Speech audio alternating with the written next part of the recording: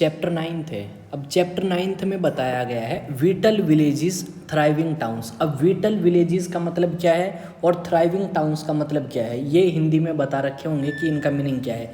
Whittle का मतलब तो होता है इम्पोर्टेंट, कि गांव जो है वो किस तरीके से इम्पोर्टेंट है हमारे लिए भी और उन लोगों के लिए जो आपके शहरों में रहते हैं, और गाँव के अंदर क्या क्या काम कर रहे हैं लोग, किस तरीके से अपनी लाइफ चला रहे हैं, और जो आपके टाउन्स हैं या शहर हैं वो समृद्ध हैं। अब ऐसा तो है नहीं कि भाई कोई भी आदमी उठाएगा और शहर में प्लॉट लिया और घर बना लिया। शहर में वही आदमी प्लॉट ले सकता है और घर बना सकता है जो या तो कोई बिजनेस करता हो या सरकारी नौकरी लग रहा हो या कुछ और काम करता हो। तो यहाँ पे जो टाउन्स हैं वो संपन्न हैं और गांव जो हैं वो इम्पोर्टेंट है। इस चैप्टर में इसी चीज़ के बारे में बताया गया है। अब इसमें एक स्टोरी दी है। सबसे पहले तो ये स्टोरी हमारे लिए इम्पोर्टेंट नहीं है, इसमें बस यही बताया है कि एक लड़का जो है वो देख रहा है कि लोहार की दुकान पर बहुत सारा सामान जो है बाहर रखा है और वो लोहार जो है उस सामान को बेचना चाहता है। इस तरीके की चीज़ें इसमें बताई हैं। अब सबसे पहले बात आती है आयरन टूल्स की। अब ऐसा तो है नहीं कि भाई धरती की जैसे ही स्टार्टिंग हुई और लोगों ने लोहे का इस्तेमाल स्टार्ट कर दिया। जब धरती की स्टार्टिंग होती है तो लोगों को तो ये भी नहीं पता था क्या चीज़ करनी है और क्या चीज़ें नहीं करनी। ना तो उन्हें ये पता कि फसल कैसे उगाते हैं, ना ये पता जानवर कैसे पालते हैं। तो आराम आराम से उनको इन चीज़ों की समझ आई।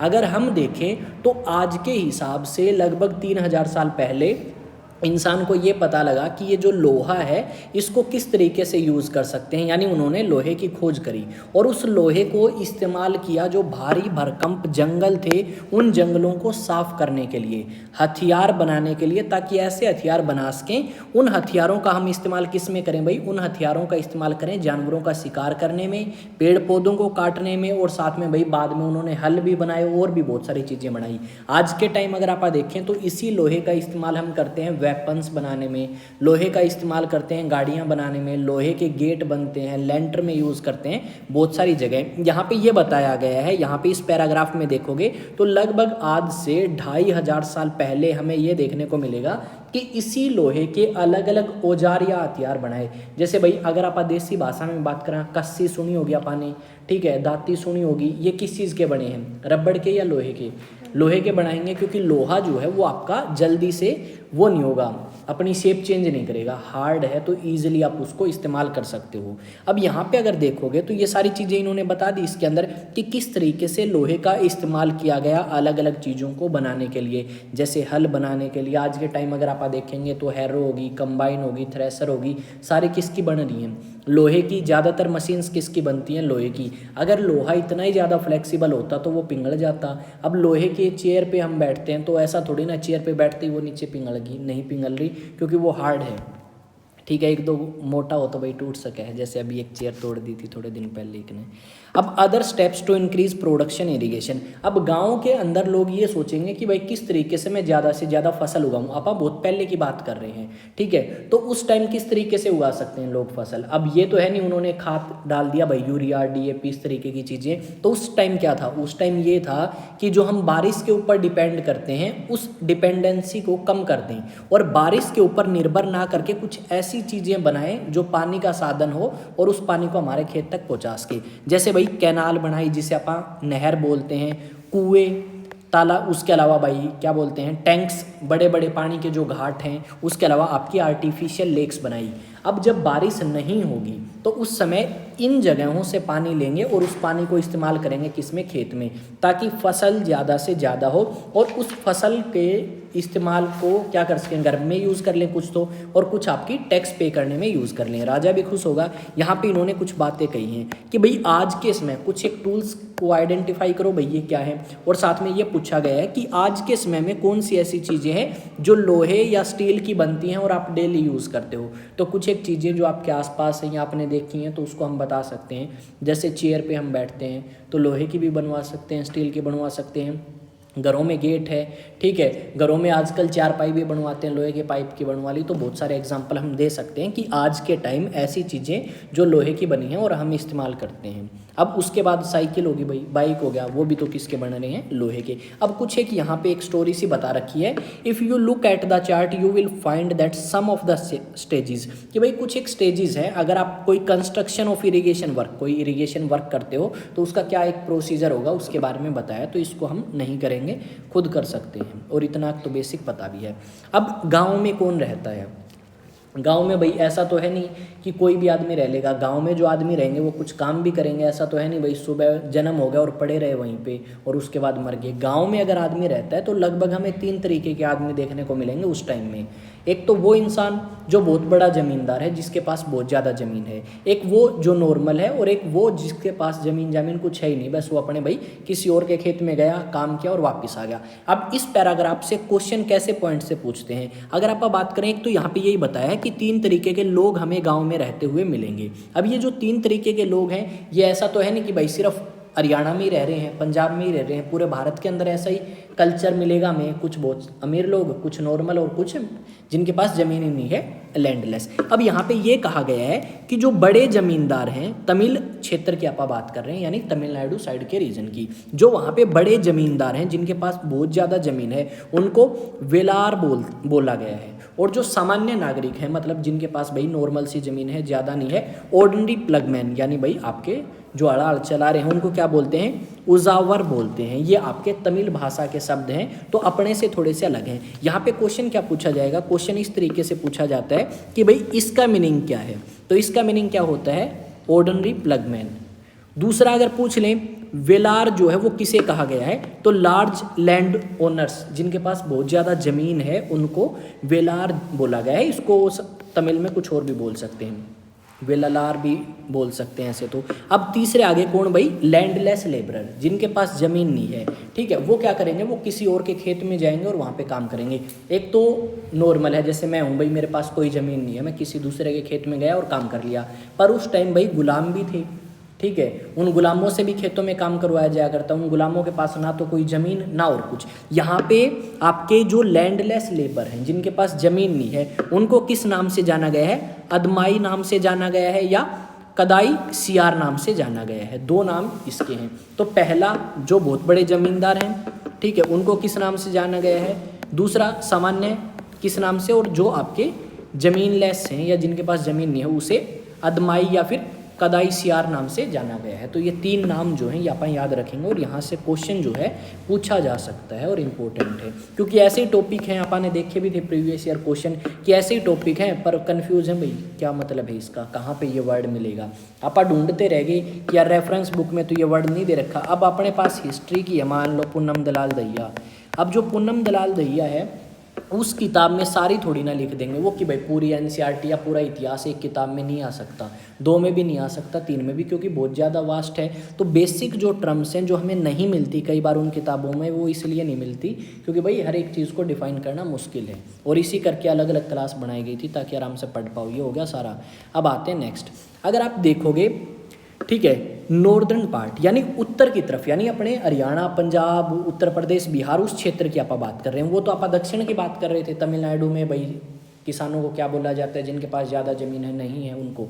अब जो उत्तर भारत की बात करोगे तो उत्तर भारत के अंदर गांव का एक हेड होगा, ठीक है, उस हेड को ग्राम भोजाका बोला जाता है। और ये वर्ड इंपॉर्टेंट है, ग्राम भोजाका कौन होता है, जो गांव का हेड है, ठीक है, जिसके पास सबसे ज़्यादा ज़मीन होगी ना गांव में, उसको ग्राम भोजाका या गांव का हेड बोल देंगे, ठीक है। उसके अलावा इस आदमी का काम क्या है, इस आदमी का काम है राजा के लिए टैक्स इकट्ठा करना, इसी आदमी का काम है कि गांव के अंदर शांति को बनाए रखना। कई बार जो पुलिस काम करती है, तो उस टाइम पुलिस तो थी नहीं, तो वो पुलिस के काम कौन करेगा, ये करेगा।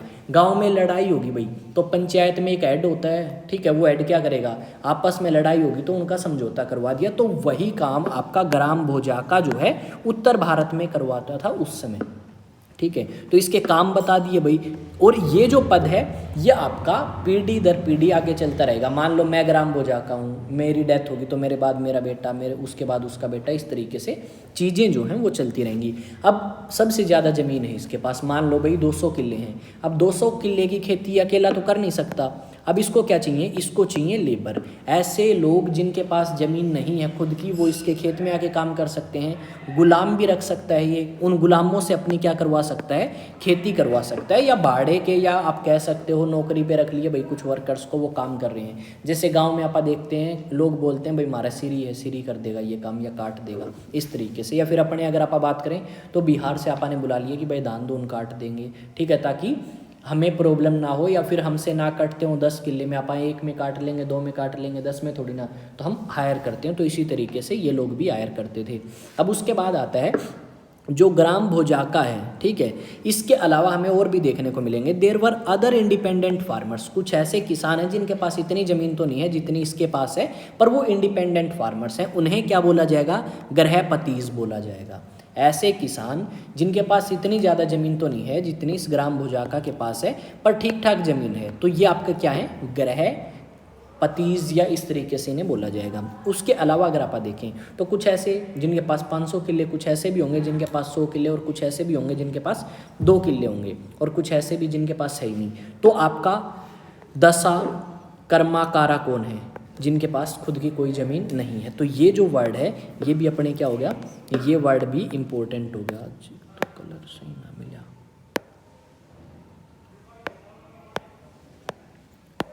ठीक है। ये इसके अंदर बताया गया है कि भाई क्या क्या इसे बोलेंगे।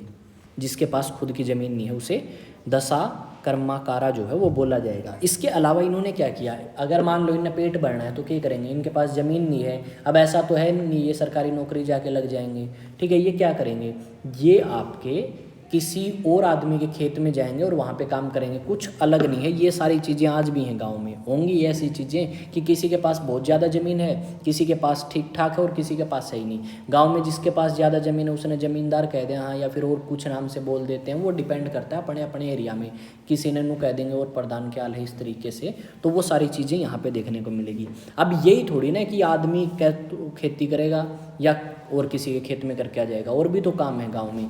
गांव में आज अगर आप आ जाते हैं तो कटिंग कराने के लिए नाई के पास जाना पड़ता है, ठीक है।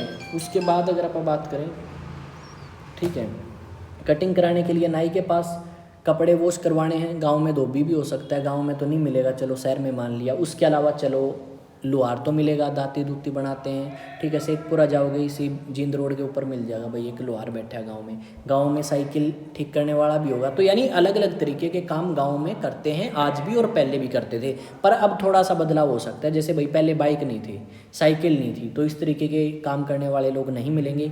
सुनार मिल सकता है, लोहार मिल सकता है, कुम्हार मिल सकता है, खाती मिल सकता है, जो लकड़ी का काम करता हो, कपड़े बुनने वाले या कपड़े बनाने वाले मिल जाएंगे, जैसे आज के टाइम में आप टेलर बोल दें या दर्जी बोल दें जो कपड़े सिलते हैं। तो इस तरीके के काम जो हैं वो गांव के अंदर और भी करते थे लोग जिनके पास ज़मीन नहीं थी। अब आता है तमिल कंपोजिशंस के बारे में, यानी तमिल भाषा के अंदर या तमिल की जब भी बात आती है तो हम संगम लिटरेचर के बारे में सुनते हैं कि संगम लिटरेचर है क्या। ऐसा माना जाता है कि आज से लगभग 2300 साल पहले कुछ तमिल भाषा को जानने वाले लोग इकट्ठे हुए और उन्होंने कुछ पोएम्स का ग्रुप जो है या कुछ पोएम्स को इकट्ठा करके लिखा, और उसी को हम क्या बोलते हैं? संगम लिटरेचर। यहाँ पे ये कहा गया है कि ये जो संगम नाम है ये किससे आया? तमिल भाषा के अंदर असेंबली को या लोगों के ग्रुप को संगम बोलते हैं। और जब ये आपके लोग इकट्ठा हुए और इन्होंने ये जो सारी की सारी कविताएं कंपाइल करी, इकट्ठा करी, तो वो बन गई संगम लिटरेचर। और यहाँ पे ये बताया गया है कि ये जो लोग इकट्ठा हुए थे ये तमिलनाडु के अंदर एक जगह है मदुरई, वहाँ पे इकट्ठा हुए थे। बहुत सारे मंदिर भी हैं और काफ़ी फेमस शहर है तमिलनाडु का ये।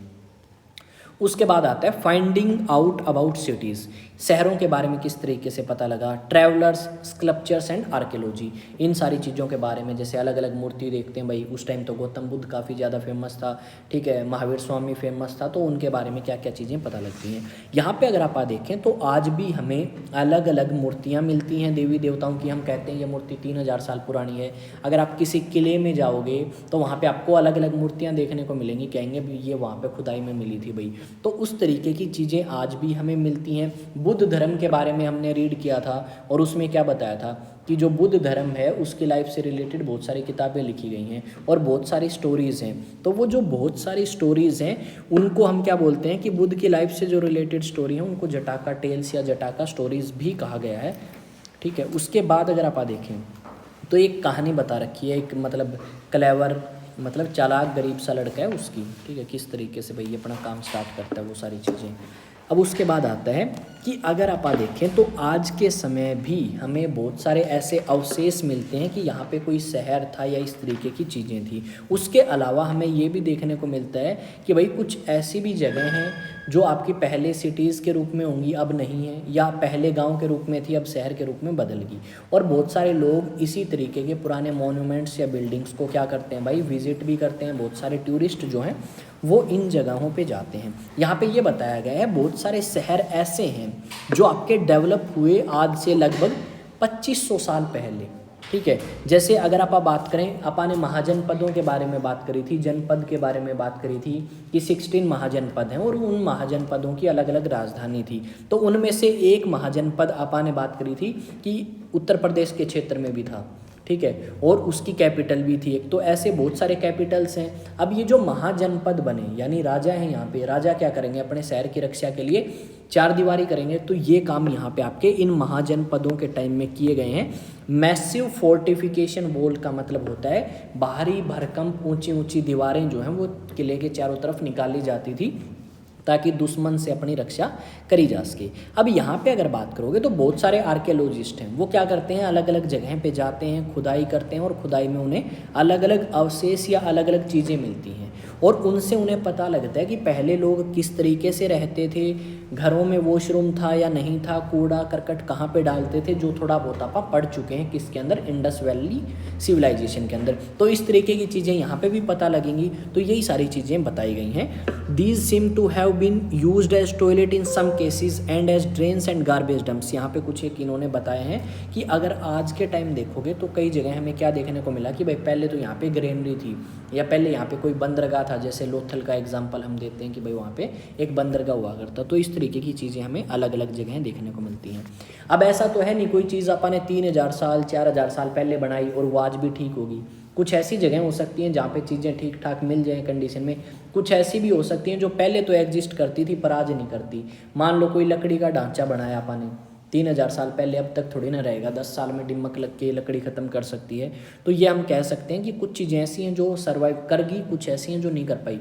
जैसे भाई कच्चा घर है, ठीक है, मान लो मिट्टी के कच्ची मिट्टी के ईंटों का बनाया तो वो सर्वाइव नहीं कर पाएगा। कच्ची मिट्टी का घर है तो वो क्या होगा, जैसे तूफान आया घर गिर गया, बारिश हुई तो वो मिट्टी पिघल जाएगी, रेत बन गई तो पता ही नहीं लगेगा। पर अगर पक्की करी यहाँ आपने ईंट पकाई है तो वो लंबे टाइम तक चलेंगी, और लंबे टाइम तक चलेंगी तो आप थोड़ा बहुत पता लगा सकते हैं। जैसे इंडस वैली सिविलाइजेशन में क्या था, यही चीज़ थी कि भाई कोई घर जो है वो यहाँ पे बनाया गया या यहाँ पे अनाज स्टोर करने के लिए कोई चीज़ बनाई और वो मिली भी अपने को क्योंकि वो ईंट पक्की थी।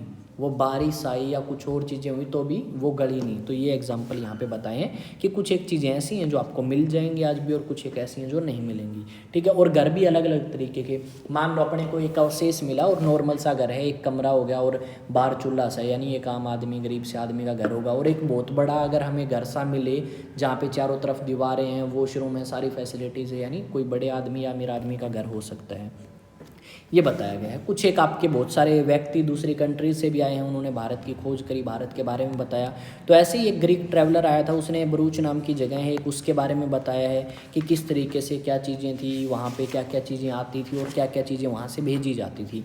अब यहाँ पे बरूच के बारे में बताया गया है कि क्या क्या चीज़ें इम्पोर्ट होती थी यानी मंगवाई जाती थी। तो भाई वाइन मंगवाई जाती थी, कॉपर मंगवाया जाता था, टिन मंगवाया जाता था, lead, coral, topaz, cloth, gold, silver coin, इस तरीके की चीज़ें इंपोर्ट करते थे यहाँ पे, यानी इस जगह पे आती थी। अब ये ग्रीक भाषा में कुछ इस तरीके से लिखा गया है पर इंग्लिश में ऐसे लिखा जाएगा।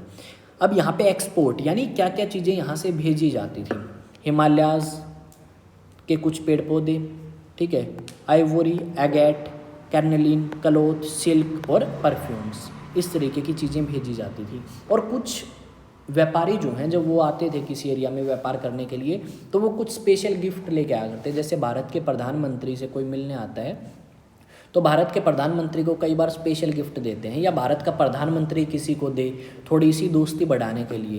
तो इस तरीके की चीज़ें हमें यहाँ पे भी देखने को मिलेंगी कि ये जो व्यापारी हैं ये कई बार राजाओं के लिए स्पेशल गिफ्ट लेके आते थे।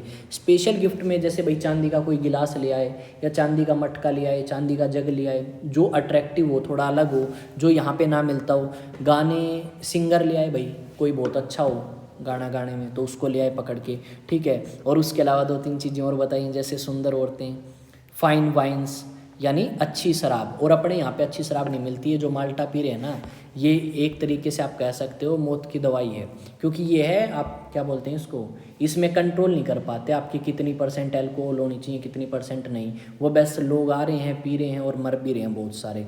पर यूरोप में अगर आप जाओगे तो यूरोप के अंदर बहुत फाइन क्वालिटी की शराब बनाई जाती है, हर एक कंट्री में फेमस है। जैसे फ्रांस में जाओगे तो वहाँ की वाइन अलग से फेमस होगी, रशिया की अलग नाम से होगी, इटली में अलग नाम से, और वो काफ़ी कॉस्टली भी हैं। और वो ठंडा रीजन है तो वहाँ के लोग पी सकते हैं। अपने क्या है, नशेड़ी हैं, एक बार पी लिया तो डेली नु कहेंगे पियेंगे, ऐसे हैं, पी के धूप में भी पड़े रहे हैं। पर शराब जो है उन क्षेत्रों के लिए सही है जहाँ पे ठंड है। जहाँ पे ठंड नहीं है, गर्मी बहुत ज़्यादा है जैसे अपने एरिया में, तो यहाँ पे शराब पीना हानिकारक है। पर अपने तो नहीं मानेंगे, वो कहेंगे आज तो मूड बन गया भाई पिवाएंगे। अच्छी क्वालिटी के कपड़े, जैसे भाई अच्छी क्वालिटी के कपड़े भारत में भी बनते थे और भारत के कपड़े बहुत सारे बाहर भी भेजे जाते थे। पर मान लो कुछ अलग ही कपड़े जिसके ऊपर कीमती हीरे जवाहरात लगा दिए, तो वो राजा को खुश करने के लिए लोग लेके आते थे। अब यहाँ पे आपसे पूछ लिया भाई आपको क्या करना है, make a list of all the things imported and exported. एक लिस्ट बनाओ उन चीज़ों की जो इम्पोर्ट यानी यहाँ पे लेके आई जाती थी और यहाँ से भेजी जाती थी, उन सभी चीज़ों की। तो ये दे रखी हैं भाई, इनको आप देख सकते हो क्या क्या चीज़ें हैं, क्या क्या नहीं।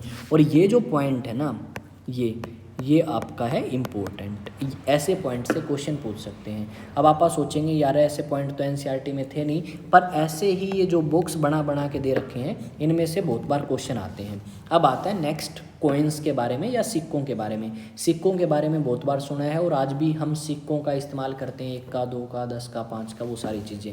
20 का भी आया था शायद, है ठीक है। मैंने भी देखा था, मेरे को मिले थे 40, वो फिर पड़े ही रहे, लिए ही नहीं किसी ने, बोले नकली हो, हमको नहीं लिया। अपने तो 10 का भी नहीं लेते सिक्का, दिल्ली में चलते हैं बस। अब कॉइन्स की बात करें तो कॉइन्स में बताया गया है कि हम अलग अलग तरीके के कॉइन्स देखते हैं भाई, और उन कॉइन्स के ऊपर कुछ आप कह सकते हो बनाया भी जाता है। जैसे आप 1 रुपये का सिक्का लें तो उसके ऊपर कुछ होता होगा ना, एक लिख रखा है भारत, इंडिया, इस तरीके से।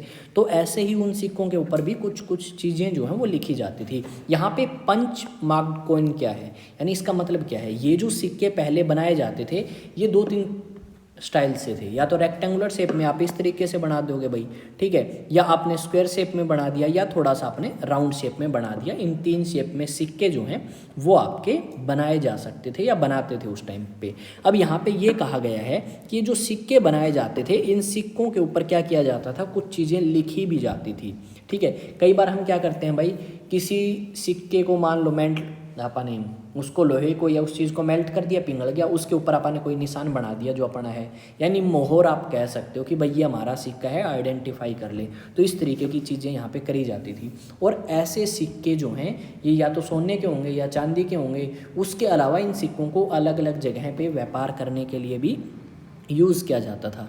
अब कुछ एक चीज़ें और बता रखी हैं इसके अंदर, ठीक है।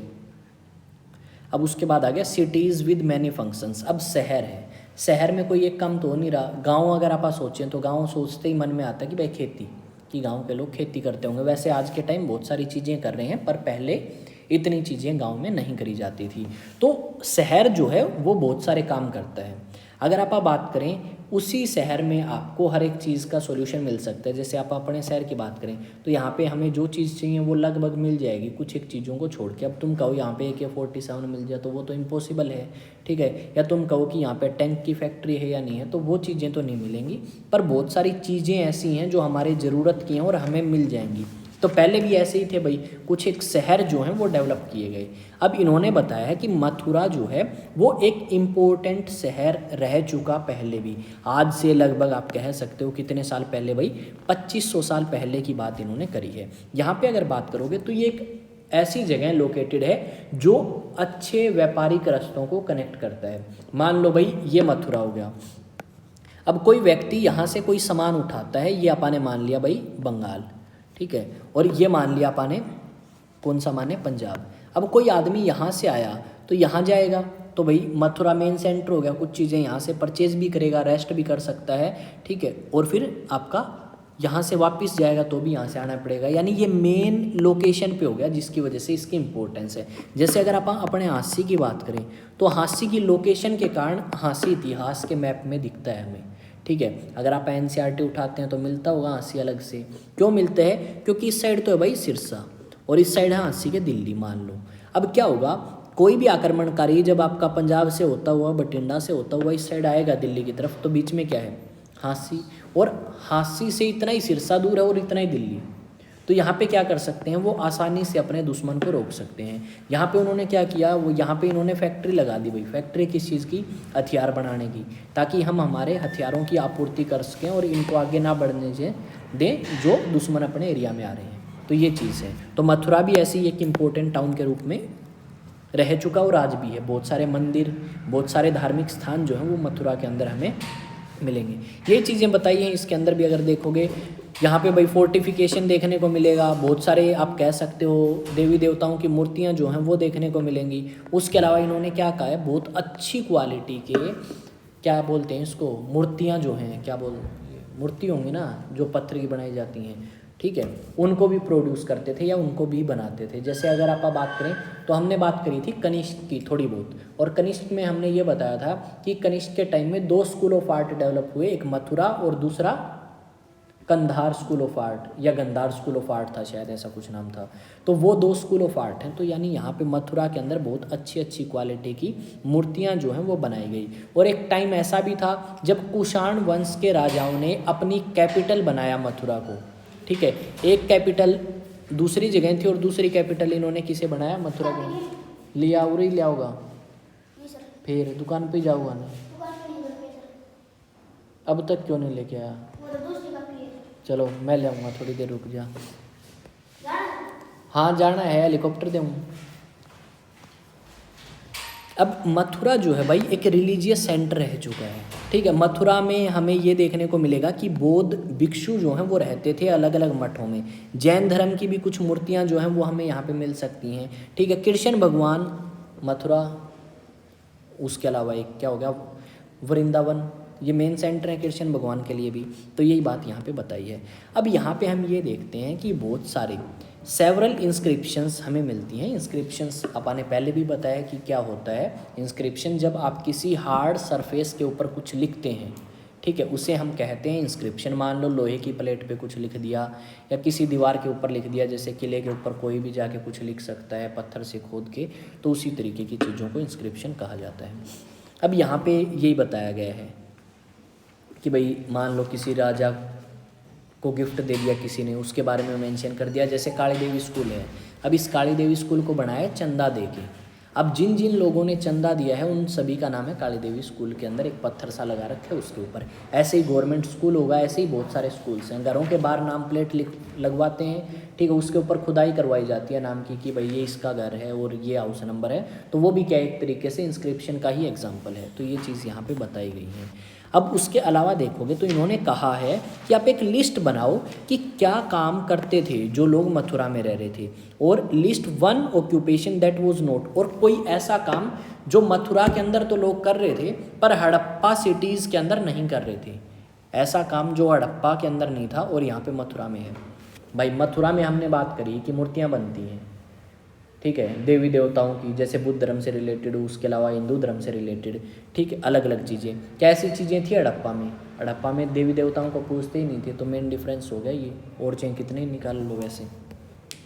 क्राफ्ट एंड क्राफ्ट पर्सन मतलब कलाकार भाई अलग अलग, जैसे मान लो कोई मटका बनाने का काम करता है कोई कुछ, तो यहाँ पे बताया गया है कि आपकी जो घर में मटके देखे हैं, मटका पका लेंगे, उसके ऊपर क्या करते हैं, ब्लैक कलर का इस तरीके का डिज़ाइन बनाते हैं, ठीक है, यहाँ पे डॉट लगा दी या इस तरीके से डॉट लगा दी। तो वो आपका क्या है, उस समय आपकी मटके या मटकियाँ जो हैं वो बनाई जाती थी, और ज़्यादातर उनके ऊपर क्या ब्लैक कलर की पॉलिशिंग करी जाती थी। और इसमें ये कहा गया है कि उत्तर भारत के अलग अलग रीजन्स के अंदर, या फिर आप नॉर्दर्न सब कॉन्टिनेंट की बात करोगे तो वहाँ पे इस तरीके की हमें पोट्री या मटकी जो है बहुत फाइन और अच्छी क्वालिटी की देखने को मिलती है। अब और क्या बता दिया, और भी फेमस सेंटर थे भाई। वाराणसी था उत्तर में, मदुरई दक्षिण में है। कहाँ पे? तमिलनाडु के अंदर आपका मदुरई है, जो कि इम्पोर्टेंट सेंटर रह चुका। अब यहाँ पे काम जो है, अब ऐसा तो है नहीं सिर्फ आदमी काम कर सकते हैं, औरत कर नहीं सकती। तो कुछ टाइम ऐसा भी है जहाँ पे सिर्फ ज़्यादा प्रेफरेंस आदमियों को दी गई है। कुछ काम आदमी कर सकते हैं, कुछ ऐसे भी हैं जहाँ पे आदमी औरत दोनों कर सकते हैं। तो यहाँ पे ये बताया गया है कि ये जो इम्पोर्टेंट सेंटर्स हैं, इन इम्पोर्टेंट सेंटर्स के अंदर आदमियों को भी काम करने की परमिशन थी और औरतों को भी काम करने की परमिशन दी गई है। अब लोगों का ग्रुप है, जैसे आप सुनते हैं कि भाई मजदूर यूनियन होगी, ट्रक यूनियन होगी, वो ग्रुप है लोगों का और वो डिसाइड करते हैं क्या हमारा रूल रहेगा, क्या रहेगा रेगुलेशन। ठीक है, मान लो भाई कितना किराया होगा, बस यूनियन बना ली उन्होंने कि भाई 80 से हिसार अगर कोई बस जाएगी तो उसका रेंट आपा 30 लेंगे किराया, आने का और जाने का अलग से 30। कुछ ये कह दे ना भाई 25 लेंगे, तो अगर वो इस यूनियन का पार्ट है तो उनकी नहीं चलेगी। ठीक है, जो यूनियन ने डिसाइड किया वही चलेगा। तो ऐसे ही जब आपकी यूनियन बनती थी या एसोसिएशंस बनती थी, उन्हें क्या कहा गया है, श्रेणीज बोला गया है। ठीक है, अब ये जो हैं ये क्या करते थे, ये इनके अंदर कोई मान लो नया बंदा शामिल होगा इस ग्रुप के अंदर, तो उसको ट्रेनिंग देने का काम करते थे और लोग इन्हें चंदा दिया करते या फंड दिया करते ताकि ये और काम कर सकें। अब मान लो कोई भी ग्रुप है तो उस ग्रुप को पैसे तो चाहिए। ठीक है, मान लो आपा ने कोई एकेडमी ओपन कर दी, अब एकेडमी फ्री में थोड़ी ना चलेगी, या तो स्टूडेंट से फीस ले या कोई और आदमी दे कि भाई मैं जिम्मेदारी लेता हूँ, इनकी फ़ीस सभी की मैं दूंगा। अब ऐसा कुछ है नहीं तो भाई कहीं से तो पैसे आएंगे। तो ऐसे ही इन श्रेणीज़ के अंदर क्या आते थे, पैसे आते थे और बैंक के रूप में भी काम करते थे ये। जैसे गांव में नहीं होता कि भाई 10-12 लोग इकट्ठा होकर 5-5 हज़ार जमा कर रहे हैं, जिसको ज़रूरत होगी पैसे निकाल लिए। लॉटरी सिस्टम नहीं सुना गाँव में? कौन सुना या बोल रही कौन भाई, बेहोश तो नहीं होगी? लॉटरी सिस्टम सुना है? क्या सुना है फिर तुम जीवन में? ऐसा तो सुना होगा भाई, जैसे 5,000 2,000 रुपये किसी ने जमा कर लिए, 10-12 ने, मान लो इस बार मेरे को ज़रूरत है तो मेरे को मिल गई, अगली बार किसी और को थी तो और को मिल गई, इस तरीके से वो साइकिल चलती रहेगी। पॉलिसीज़ तो थोड़ी सी डिफरेंट मान सकते हैं आप। ठीक है कि भाई वो होगी, क्या बोलते हैं पॉलिसीज़, क्या होती हैं वो, LIC बीमा वाली पॉलिसी कब निकलवा सका आपा?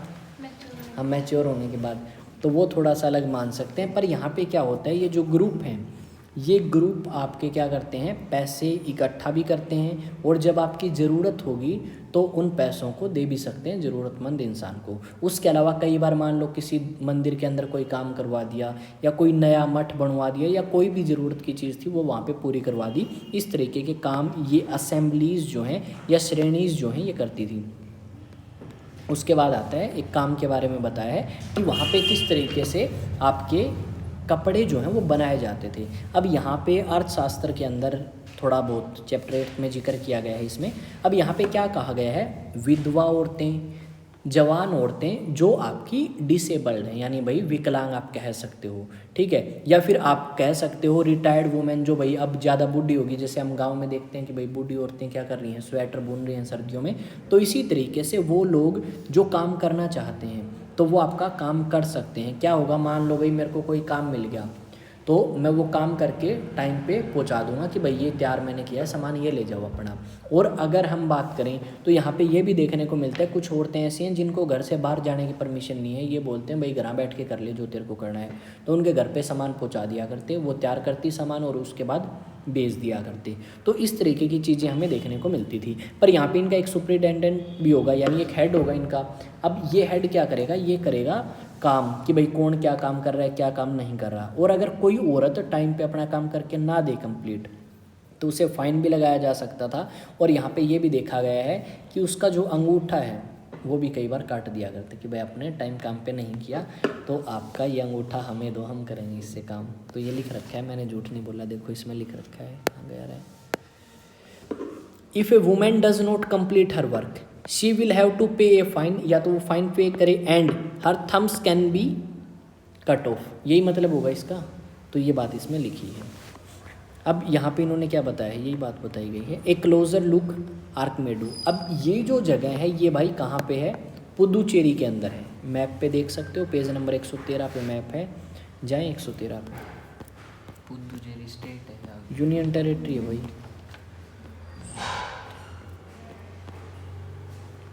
अच्छा 113 है।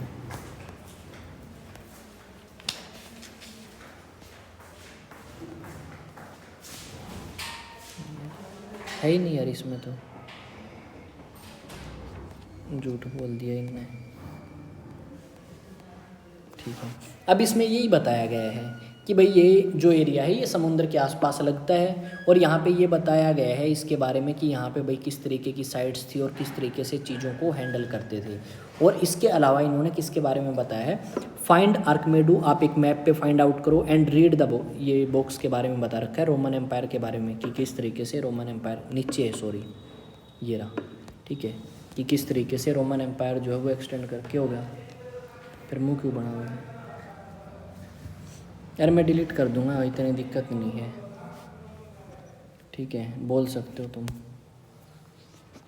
ए क्लोजर लुक आर्कमेडू, अब इसमें यही बताया है आर्कमेडू वॉज ए कोस्टल सेटलमेंट, जो आपका समुद्र के किनारे है, जहाँ पे आपकी बहुत सारी शिप्स जो हैं वो आएंगी सामान लेके, और उन शिप्स के अंदर सामान आपका लोड भी किया जाएगा जो यहाँ से जाना है, और जहाँ पे पहुँचाना है वहाँ पे आप पहुँचा सकते हो। अब कहीं पे भी अगर पोर्ट होगी तो उस पोर्ट के आसपास के इलाके में क्या होंगे भाई, वेयर हाउसेज होंगे या नहीं होंगे, होंगे, ताकि हम उस सामान को क्या कर सकें भाई, रख सकें कुछ टाइम तक। मान लो बारिश आ गई, सामान ख़राब होगा, अगर कुछ नहीं होगा तो आप वहाँ पे क्या करोगे, वेयर हाउसेज बनाओगे, ताकि उस सामान को जब तक आप डेस्टिनेशन पे ना पहुँचाएं उस टाइम तक उसको रख ले एक जगह पे। यहाँ पे यही कहा गया है अदर फाइंड्स, वहाँ पे क्या क्या चीज़ें मिली हैं, वहाँ पे हमें पोट्री भी मिली है, उसके अलावा कुछ एक चीज़ें और बताई गई हैं कि जार्स मिले हैं, और बहुत सारी चीज़ें इन्होंने बताई हैं कि क्या क्या चीज़ें हमें यहाँ पे मिली हैं। अब उसके बाद आपका ये मेन है इसके अंदर, अब आता है रोमन एम्पायर के बारे में। अब रोम किसकी कैपिटल है,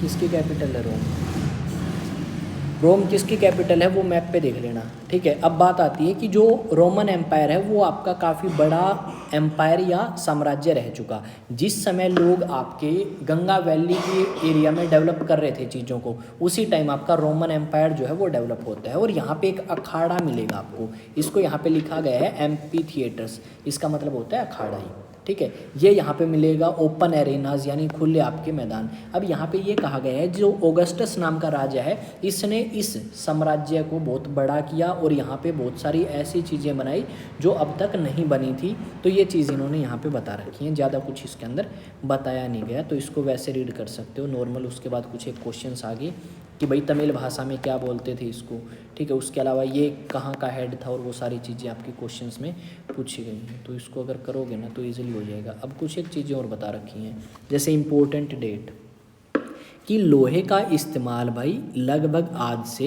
3000 साल पहले स्टार्ट हुआ। ये जो पॉइंट है ये आपके इम्पोर्टेंट है कि लोहे का इस्तेमाल लगभग आज से 3000 साल पहले हुआ। उसके बाद इन्होंने ये कहा कि आपके जो पंच मार्क कॉइन्स हैं, यानी जिन कॉइन्स के ऊपर अलग अलग निशान आपको मिलेंगे, वो स्टार्ट हुए लगभग 2500 साल पहले, ठीक है। उसके बाद इन्होंने बता दिया बिगिनिंग ऑफ कंपोजिशन, ये जो आपकी संगम लिटरेचर है इसकी शुरुआत कब हुई, लगभग 2300 साल पहले संगम लिटरेचर की शुरुआत जो है वो होती है। अब उसके बाद बता दिया आर्कमेडू कि इस नाम की जगह जो कि आपकी पुदुचेरी के अंदर है, यहाँ पे सेटलमेंट कब स्टार्ट हुई, यानी लोग कब आके यहाँ पे बसना स्टार्ट करते हैं या रहना स्टार्ट करते हैं, तो 2200 से लेके 1900 साल पहले की बात है, ठीक है। यानी लगभग आज से आप कह सकते हो 2000 तो ये होगी, और हाँ लगभग फर्स्ट सेंचुरी के आसपास आप बोल सकते हैं। पहली शताब्दी की जब शुरुआत हुई उसी टाइम लोग जो हैं यहाँ पे आना स्टार्ट करते हैं और इजीली सेटल होकर अपना काम जो है वो स्टार्ट करेंगे। चीज़ें आएंगी यहाँ से और चीज़ों को बाहर भी भेजा जा सकता है। अब यहाँ पे कुछ एक कीवर्ड बता रखे हैं। आयरन का मतलब भी पता है, इरिगेशन का भी, विलेज का भी, पोर्ट का भी, रिंग वेल, सिटी, श्रेणीज और संगम। संगम भी कर लिया और ये भी बताया भाई क्या होता है, असेंबली होती होंगी ये सारे हैं। और यहाँ से कई बार क्वेश्चन पूछ लेते हैं कि भाई बता दो इसका मीनिंग क्या है, ठीक है, तो बता सकते हो। ये सारी चीज़ें हैं इसके अंदर। और क्या है भाई,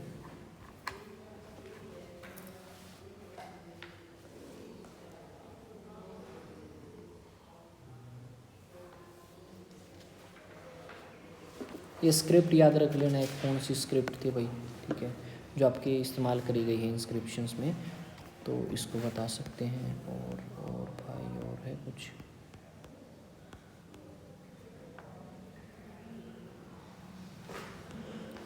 तो यही है।